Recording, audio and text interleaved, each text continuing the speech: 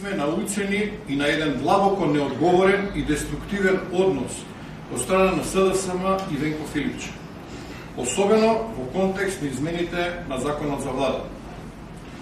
Со овие измени јасно е предвидено дека техничката влада ќе важи за следните парламентарни избори, а потоа ќе биде укинета како модел во иднина. Ваквиот модел одамна ја има исполнето својата примарна цел и не постои како стандард во ниедна современа европска демократија и држава.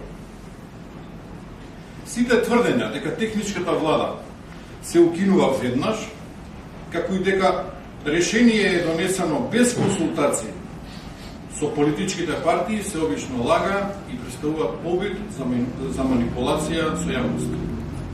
Наместо конструктивност и политичка зрелост, во време кога е неопходен широк консензус, гледаме обиди за блокади, калкулации и партиски игри на штета на граѓаните. Последниот потек, заканата за повлекување од работната група за новиот изборен законник, е само кулминација на ваквиот пристап. Јавно прашуваме, на што се должи овој потек?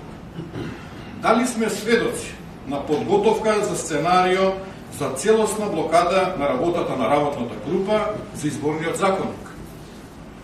Дали следниот чекор е напуштање на законодавниот дом од страна на пратениците на СДСМ со крајна цел бојкот на престојните парламентарни избори кога и да се одржат? Се турка политика на конфронтација со новинари, со видни членови на СДСМ, истакнати поединци, па дури и со градоначалници и пратеници од нивните редови.